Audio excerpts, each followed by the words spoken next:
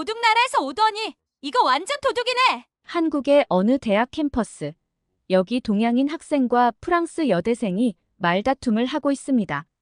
동양인 학생의 공격에 프랑스 여대생이 아무 말 하지 못하고 있자 지나가던 한국인 학생이 그 동양인 학생에게 뭐라고 말하는데요.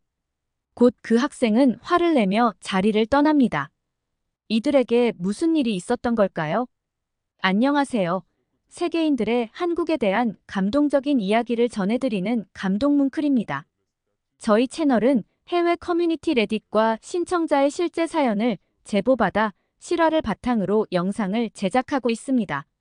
구독과 좋아요, 알림 설정은 영상 제작에 큰 힘이 됩니다.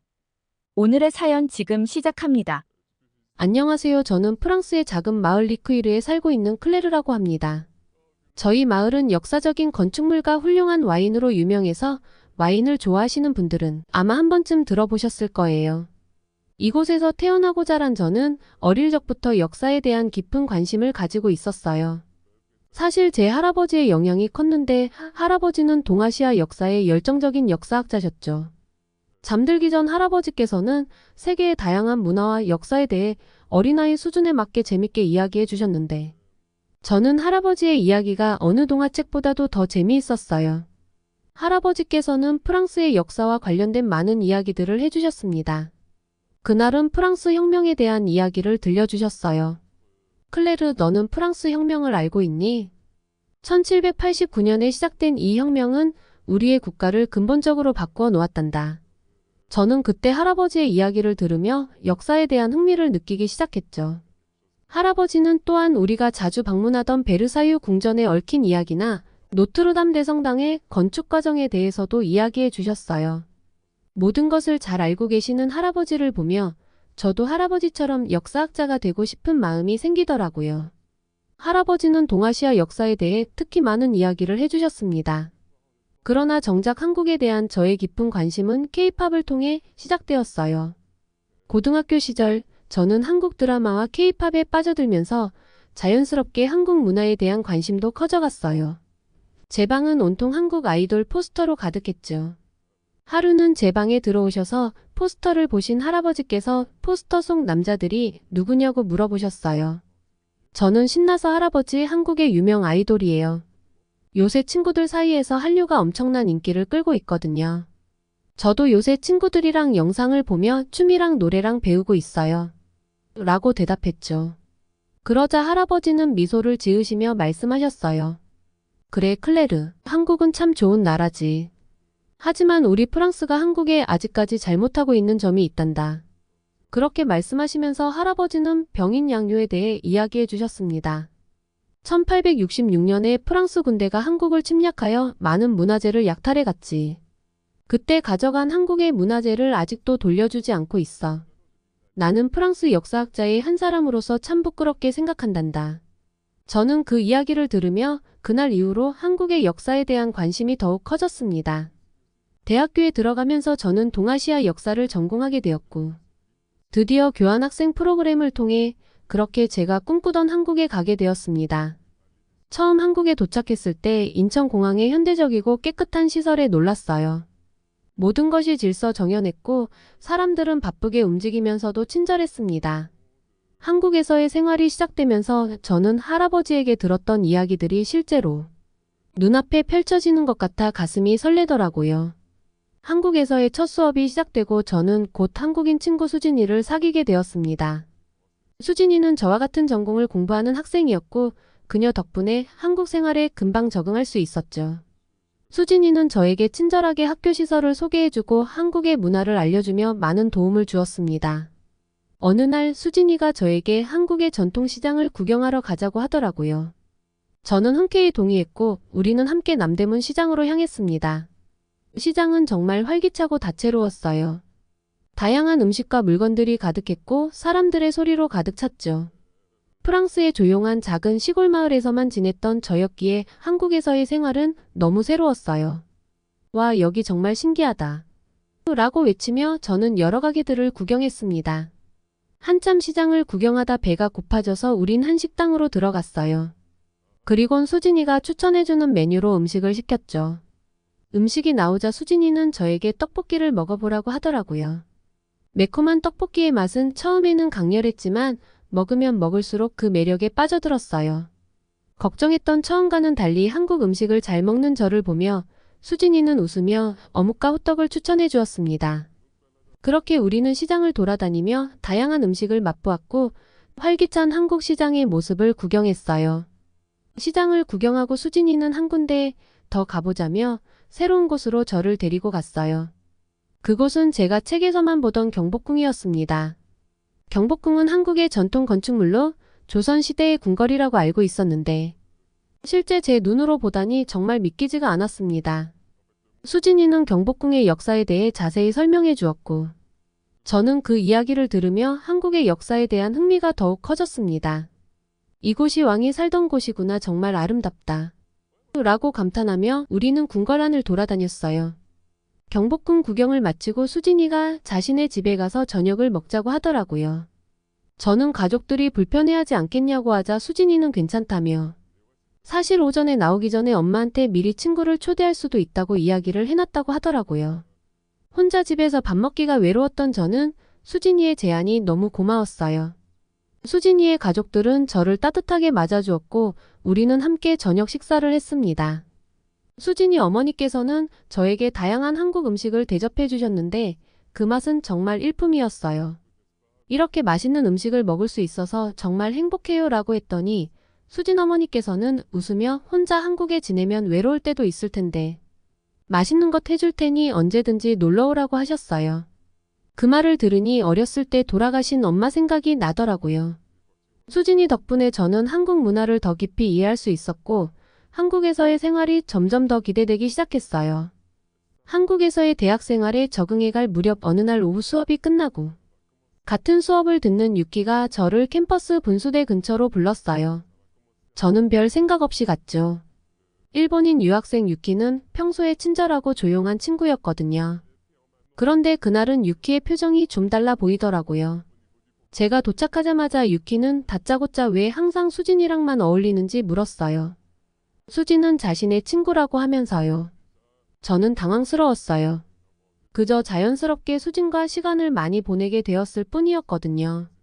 그래서 솔직하게 수업도 겹치고 관심사가 맞아서 같이 시간을 보내게 되었다고 대답했죠. 그러자 유키는 갑자기 화를 내며 너네 프랑스는 한국의 문화재를 훔쳐가더니 이제는 내 친구까지 훔쳐가냐며 저를 비난하기 시작했어요.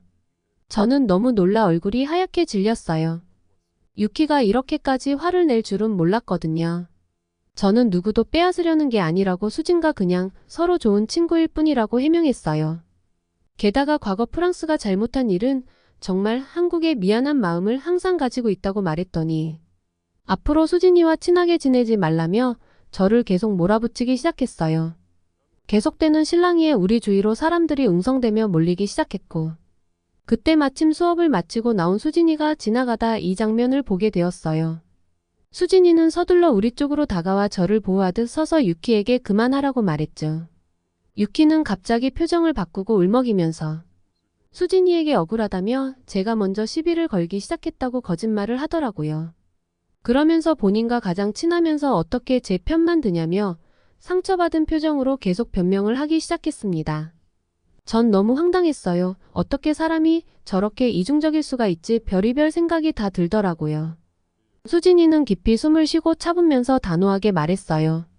유키, 내가 너에게서 멀어진 이유는 내가 다른 사람들을 대하는 방식 때문이야. 너는 항상 나와 내 다른 친구들 사이를 이간질하려고 해. 유키가 반박하려 입을 열었지만 수진이는 계속 말했어요. 그리고 잊지 말자, 일본이 한국에 더 심한 일을 했어. 너는 한 번도 너희 나라가 저지른 잔악행위와 문화약탈에 대해 인정한 적이 없잖아. 클레르에게 이런 식으로 비난할 수 없어. 일본이 더 많은 잘못을 저질렀으니까.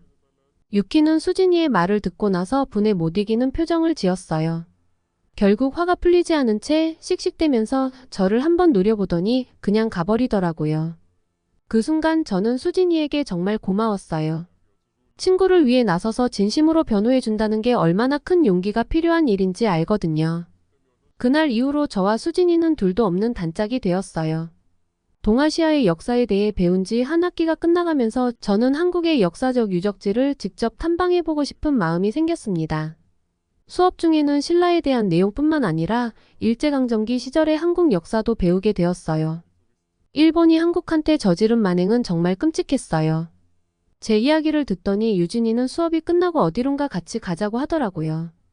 유진이는 한국과 일본의 역사를 더 깊이 알 수 있는 좋은 기회가 될 거라며 서대문 형무소를 방문하기로 했습니다. 서대문 형무소는 일제강점기 시절에 일본이 한국 독립운동가들을 감금하고 고문했던 장소로 현재는 역사관으로 사용되고 있었어요. 형무소에 도착하자마자 그곳의 분위기와 역사적 의미에 압도되지 않을 수 없었어요. 형무소 내부를 둘러보며 우리는 감옥과 고문실을 직접 보게 되었습니다. 유진이는 저에게 유관순 열사에 대한 이야기를 해주었어요. 유관순 열사는 1919년 3.1운동에 참여한 독립운동가야. 그녀는 이곳에서 어린 나이에 끔찍한 고문을 받았어. 잠시 후 우리는 큐레이터의 설명을 들으며 유관순 열사가 겪었던 고난과 일제강점기 시절, 한국인들이 겪었던 아픔을 더 깊이 이해하게 되었어요. 여기서 유관순 열사는 고문을 받으면서도 결코 독립을 위한 의지를 굽히지 않았어요. 그녀는 한국의 독립을 위해 싸운 많은 이들의 상징적인 인물이죠. 큐레이터의 설명을 들으며 저는 깊은 충격을 받았어요. 어떻게 이렇게 잔인한 일이 일어날 수 있었을까? 일본과 한국의 관계가 이렇게나 복잡하고 아픈 역사적 배경을 가지고 있었구나. 나를 그렇게 몰아붙였던 유키는 과연 저런 사실을 알고도 나한테 그렇게 말했던 걸까? 정말 많은 생각이 들더라고요. 서대문 형무소에서 나와 우리는 서울의 다른 역사적 명소들을 탐방하기로 했습니다. 광화문 광장에 있는 세종대왕 동상과 이순신 장군 동상 앞에서 사진을 찍으며 한국의 위대한 역사적 인물들에 대해 더 많이 배우게 되었어요. 그리고 우리는 인사동 거리도 걸어보았어요. 인사동은 전통과 현대가 조화를 이루는 곳으로 전통 한옥과 현대식 건물이 어우러져 있었죠. 길거리에서 전통 공예품을 구경하고 한국의 전통 음식과 차를 맛보며 한국 문화에 더 깊이 빠져들었습니다. 그날 가까운 서울의 여러 곳을 방문하며 한국의 과거와 현재를 더 깊이 이해하게 되었어요. 한 학기가 끝나고 저는 자연스럽게 신라시대에 대해 많은 관심을 가지게 되었습니다. 신라의 역사와 문화에 매료된 저는 경주를 직접 방문해보고 싶더라고요. 경주는 한국의 역사와 문화를 깊이 이해할 수 있는 중요한 장소였습니다. 특히 신라시대의 유적지와 유물들이 많이 남아있어 경주를 방문하는 것은 제게 매우 의미 있는 일이었죠. 그래서 유진이에게 신라에 대해 배운 내용들이 너무 흥미로워서 직접 그 유적지를 보고 싶다고 같이 가줄 수 있냐고 물었어요. 유진은 흔쾌히 동의하며 우리는 경주 여행 계획을 함께 세우기 시작했습니다. 그렇게 우리는 기차를 타고 경주로 향했습니다. 기차 안에서 유진은 경주에 대해 많은 이야기를 들려주었어요. 경주는 천년의 역사를 자랑하는 도시야.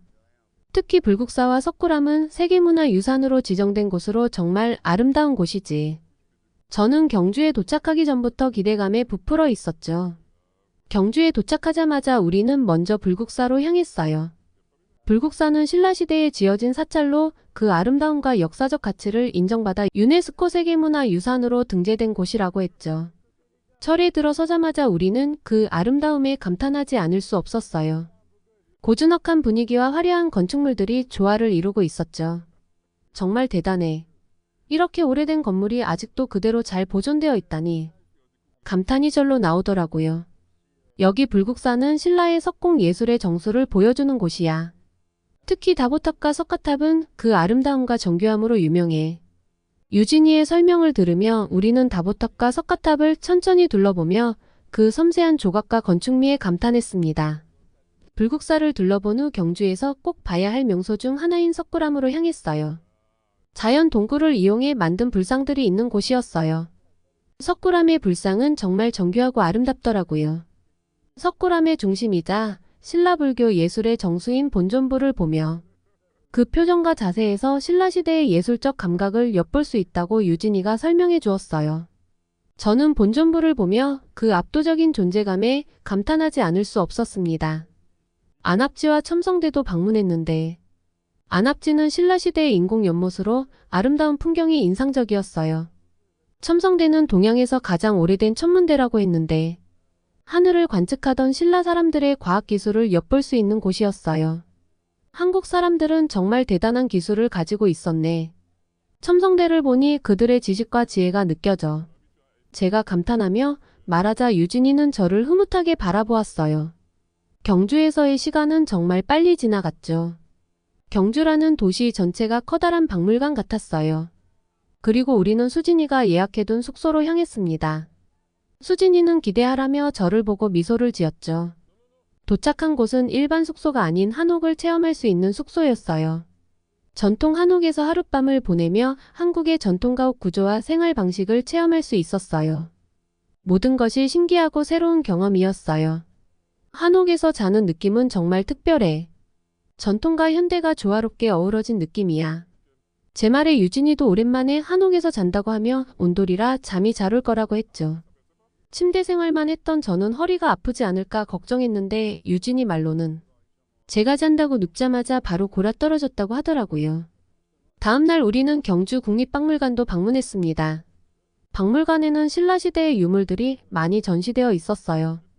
유진이는 박물관에서 큐레이터로 일하는 친구를 소개해 주었고 그는 우리에게 신라의 역사와 문화를 자세히 설명해 주었습니다. 신라 사람들이 남긴 유물들을 보면 그들의 문명 수준을 알 수 있다는 큐레이터의 이야기를 들으며 신라는 정말 강력한 왕국이라는 생각이 들더라고요. 경주의 유적지들을 둘러보는 동안 저는 한국의 역사와 문화에 대해 더욱 깊이 이해하게 되었습니다. 경주박물관에서 신라의 유물들을 관람하며 신라 시대의 생활상과 문화에 대해 배우게 되었죠. 박물관에서 본 금관, 도자기, 그리고 다양한 유물들은 신라 사람들의 생활과 예술적 감각을 잘 보여주었어요.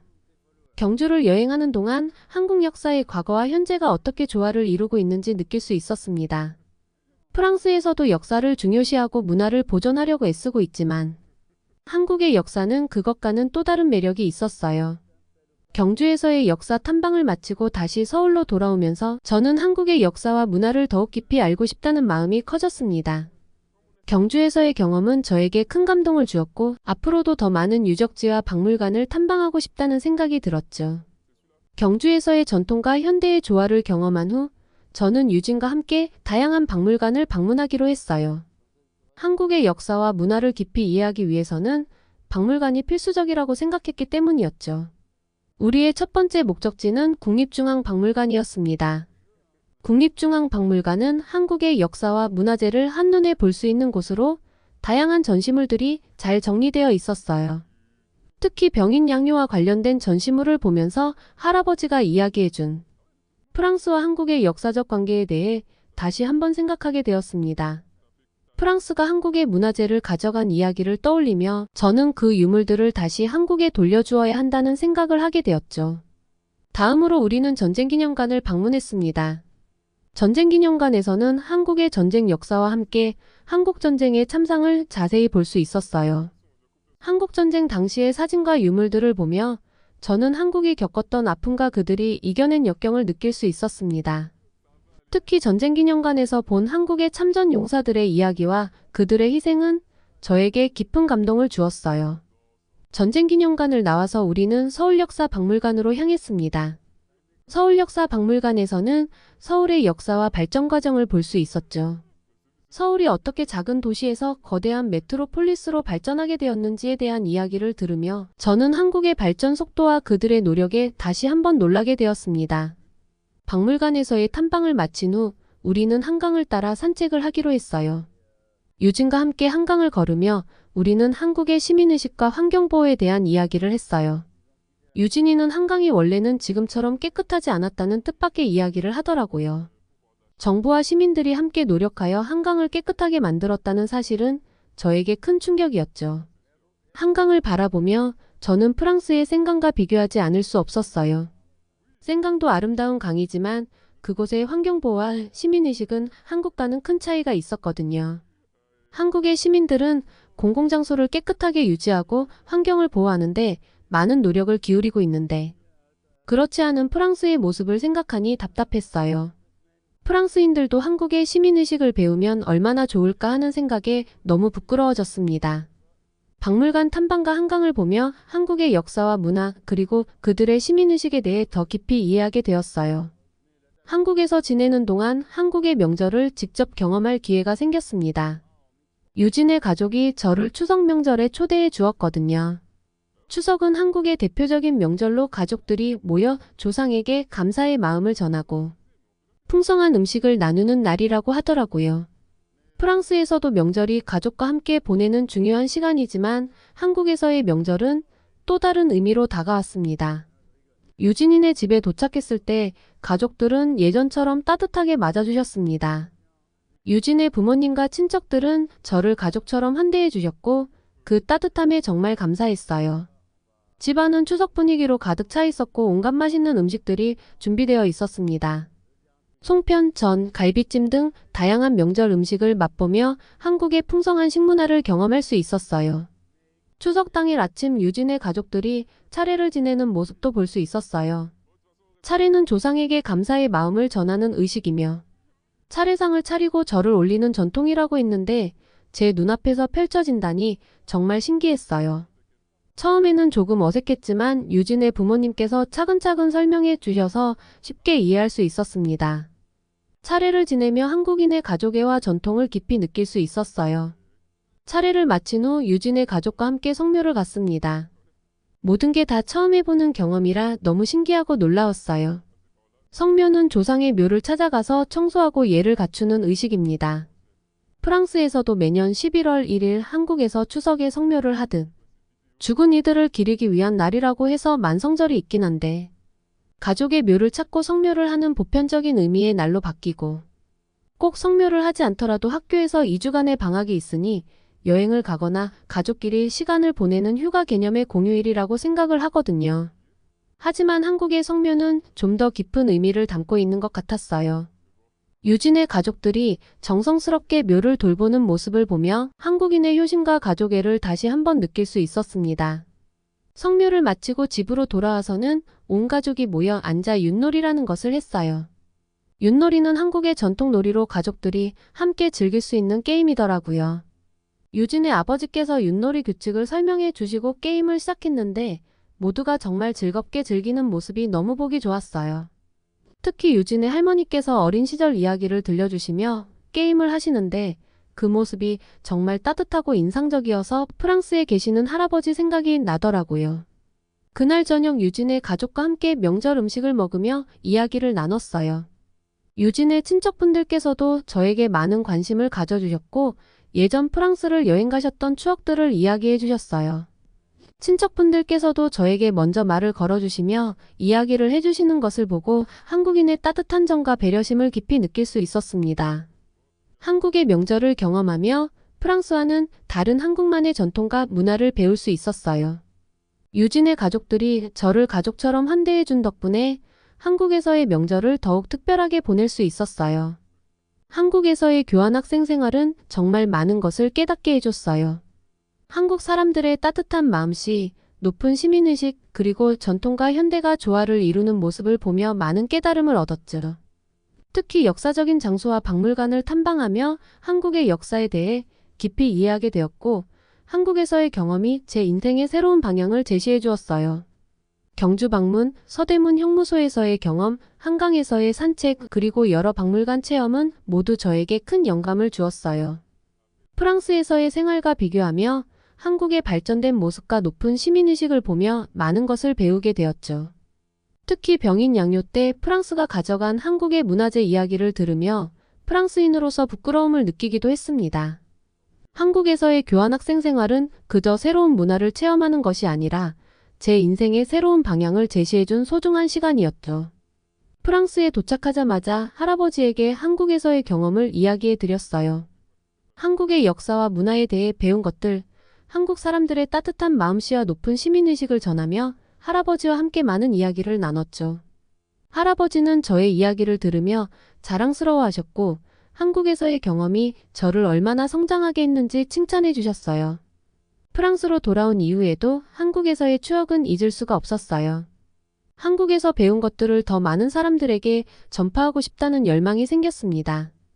프랑스에서 한국의 역사와 문화를 알리는 일을 하고 싶어서 동아시아 역사에 대해 더욱 열심히 공부하기로 결심했습니다.